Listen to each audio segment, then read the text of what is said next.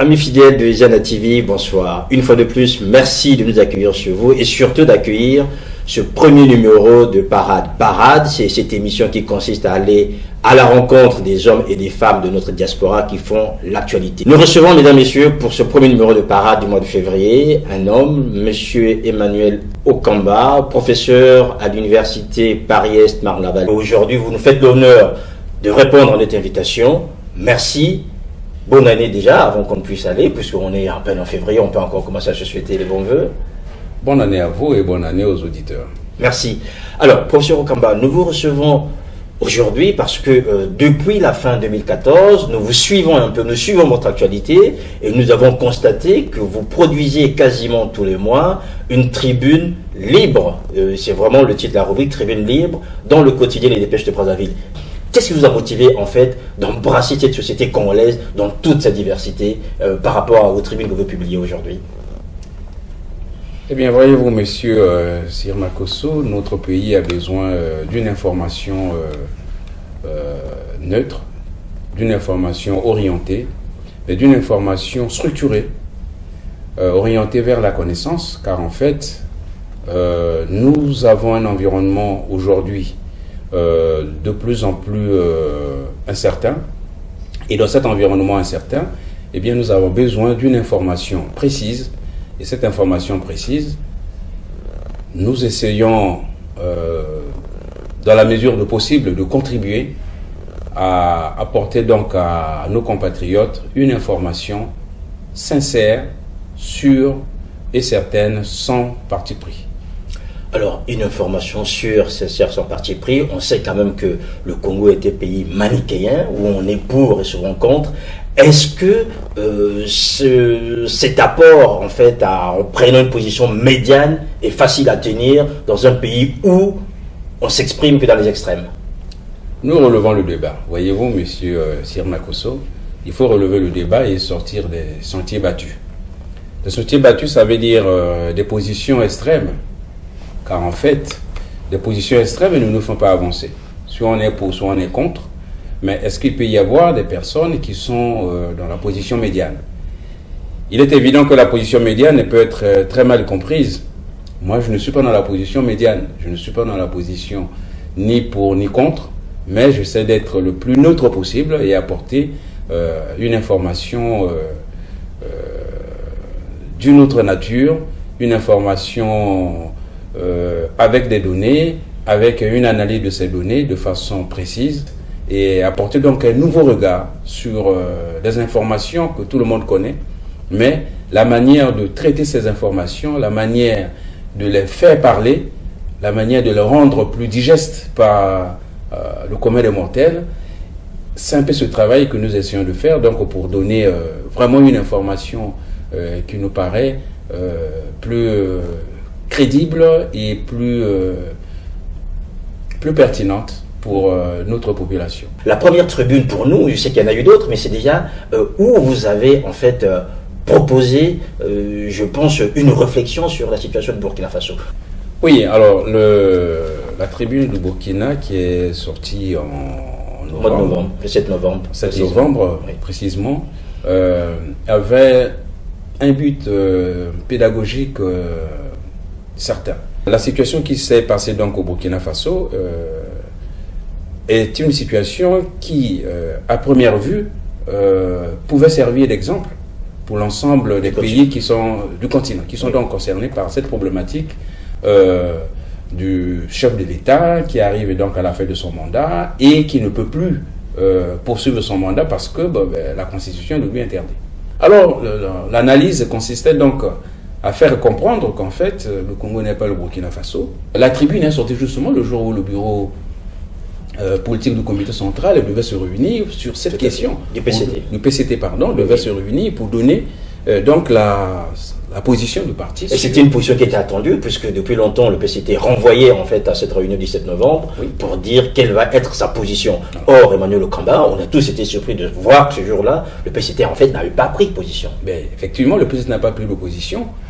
Et donc, la tribune qui sort ce jour-là, le but pédagogique était donc de dire aux uns aux autres, un, le Congo n'est pas le Burkina Faso, de deux, l'expérience congolaise de la gestion des crises et notamment des guerres civiles, donc nous demande quand même suffisamment de recul. Et le troisième argument, c'est que la Constitution est un texte qui a été pris à un moment donné de l'histoire. Bon, pour le Congo, c'est le 20 janvier 2002. C'est-à-dire le Congo sort de la guerre civile, 97. Oui. Et en ce moment-là, la préoccupation du peuple, ce n'est pas des problèmes de constitution, c'est de retrouver la paix. Donc cette constitution qui a été faite plus ou moins dans la hâte, eh bien, avait un certain nombre de lacunes, de zones d'ombre, qui n'ont pas été résolues depuis 2002, et qui apparaissent donc aujourd'hui comme des éléments qui sont susceptibles soit de permettre aux uns de s'engouffrer dedans et de pouvoir trouver une issue, soit aux autres d'empêcher d'avancer. Alors l'idée c'était donc de dire, bien, l'équipe sortante, le président sortant, s'il a encore des projets, s'il a encore des choses à dire au pays, peut-être qu'il sera à mesure de convaincre le pays et de dire, bon voilà, ben moi j'ai encore des projets que je n'ai pas finis, alors laissez-moi terminer ces projets pour une certaine période. Et si le peuple est d'accord, le peuple est souverain, c'est au peuple de décider. Le peuple. Quand je parle du peuple, c'est-à-dire ceux qui sont capables d'élire. Oui. Voilà. Alors le peuple, ce n'est pas ceux qui vont aller marcher dans la rue parce qu'on n'est pas d'accord. Non, le peuple parle à travers l'urne, à travers le vote. Chez nous, nous pensons que nos responsables sont suffisamment sages pour éviter donc au pays une nouvelle guerre civile. Il faut quand même le dire aujourd'hui qu'au Congo, en fait, il n'y a rien de la gouvernance électorale du pays qui fasse l'unanimité. Comment peut-on arriver là, en fait, à une consultation où certains se disent que c'est déjà biaisé, ou d'autres pensent qu'il faut toujours appeler au peuple, alors que à ce peuple-là, on ne lui accorde pas beaucoup de crédit, d'autant plus que, entre guillemets, tout est déjà fait d'avance. Je pense que le Congo est suffisamment mûr, le Congolais est suffisamment mûr aujourd'hui. Les épreuves de guerre civile l'ont rendu un peu plus aguerri, contrairement à ce que l'on peut croire. Est-ce que l'électorat congolais est suffisamment mûr pour pouvoir décider en âme et conscience? Je suis sûr et certain. Je suis sûr et certain que notre peuple, contrairement à ce que l'on peut croire, est un peuple mûr, est un peuple mûr, est un peuple qui est capable donc de choisir sa destinée. Et il l'a déjà fait. Donc là, il peut encore nous surprendre, en fait. Le peuple peut nous surprendre. Voilà. Alors, quelque chose qui ne vous surprendra pas, vous, on va toujours continuer, en fait, vous me direz, par rapport à ce que vous avez produit, on va repartir sur un thème qui vous est cher, qui est cher aussi aux Congolais aujourd'hui, c'est l'économie numérique. Aujourd'hui, on parle du Congo comme pays émergent, avec une fibre optique que pas grand monde ne voit, où les effets ne sont pas aussi visibles par rapport aux Congolais lambda. Comment est-ce que vous, en tant que spécialiste de gestion, en fait, percevez l'apport de ces technologies pour, entre guillemets, faire bouger le Congo, notamment dans la création d'emplois, dans la création de la valeur, dans cette émergence voulue d'ici quelques années? Le Congo du 21e siècle est un Congo qui est ouvert sur le monde. Donc on ne peut pas aujourd'hui s'ouvrir vers le monde et ignorer les nouvelles technologies de l'information et de la communication. Et la voie dans laquelle le Congo s'est engagé, donc en introduisant la fibre optique, est une bonne voie. Maintenant, il ne suffit pas de mettre la fibre optique pour accéder à l'information. Il y a l'offre et la demande de cette production de l'information. Alors, combien de Congolais aujourd'hui ont un ordinateur? Combien de Congolais aujourd'hui vous avez donné quand même des chiffres qui sont quand même assez révélateurs, c'est-à-dire qu'on parle de la fibre optique, mais au quotidien, en fait, le Congolais ne vit pas cet effet et on ne voit pas la valeur qui pourrait être créée, en fait, si elle était vraiment exploitée à bon escient. Alors, il y a aussi un effet d'apprentissage, M. Sirmakoso, voyez-vous, un effet d'apprentissage, car en fait, c'est une nouvelle technologie. Donc, il faut former le citoyen. Aujourd'hui, quasiment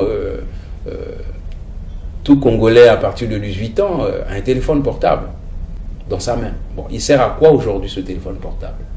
Après, on a un problème des ordinateurs. Donc, s'il y a l'ordinateur, le traitement automatique de l'information, ben, il faut l'ordinateur.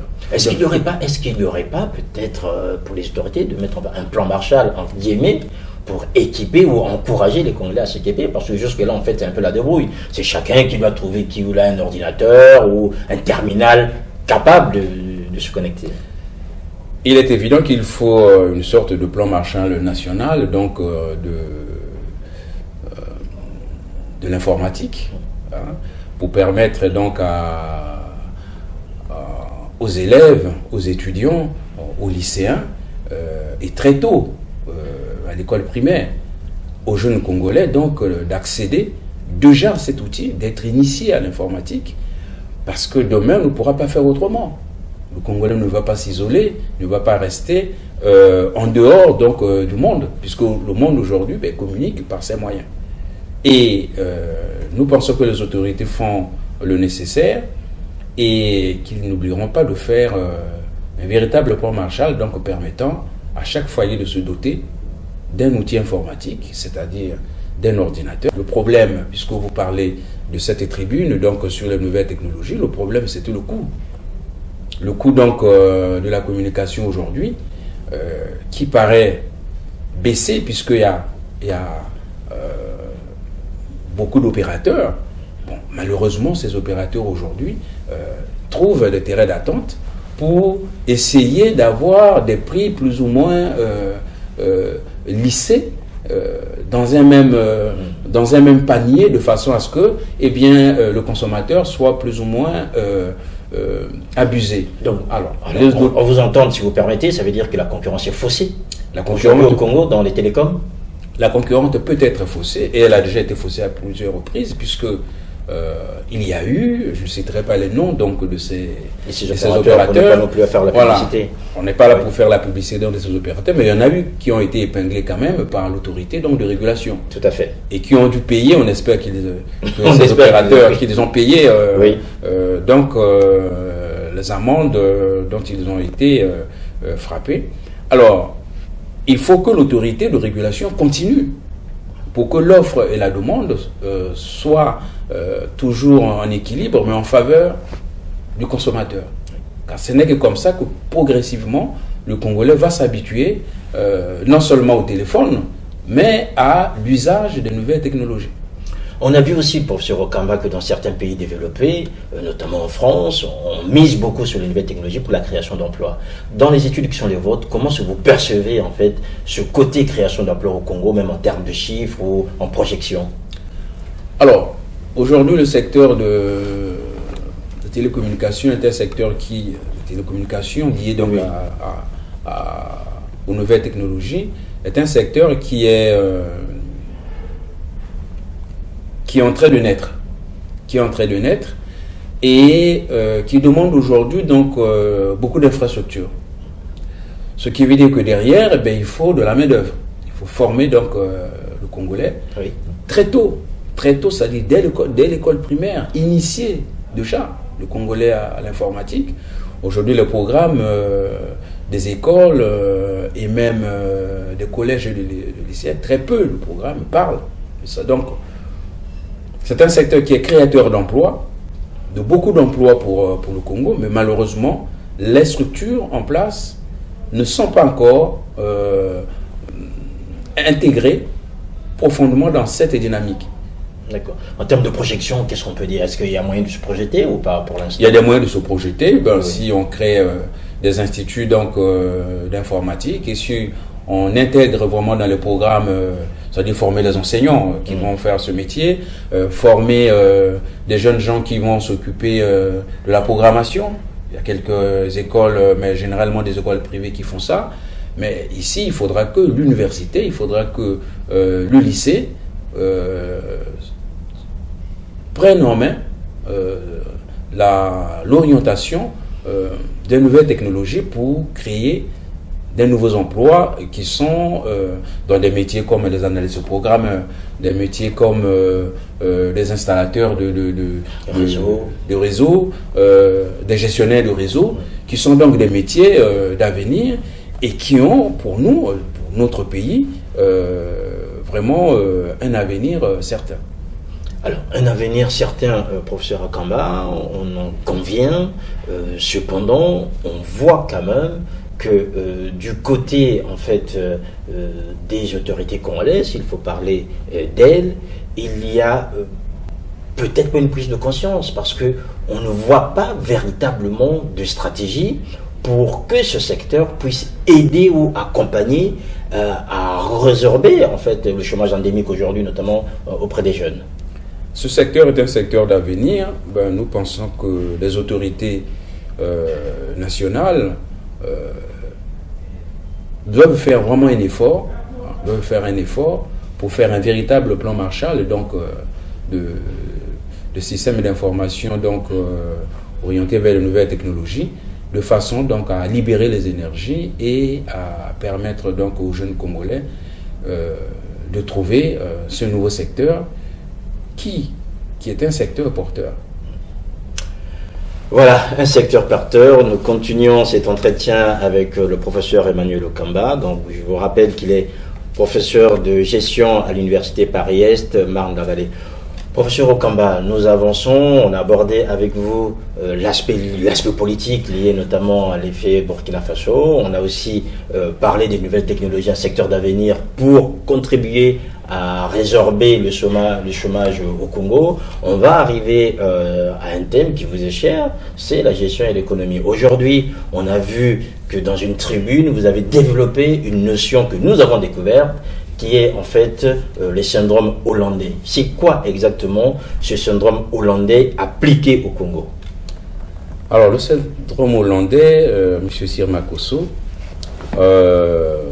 alors c'est un principe économique qui dit tout simplement que une économie qui vit de la rente a tendance à négliger les autres secteurs d'activité, les secteurs donc non rentiers.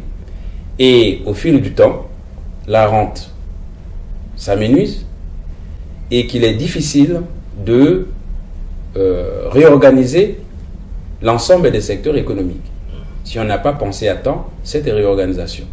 On appelle ça le syndrome hollandais parce que la Hollande, le Pays-Bas, donc dans les années 60, dans ce pays, on avait donc découvert du gaz.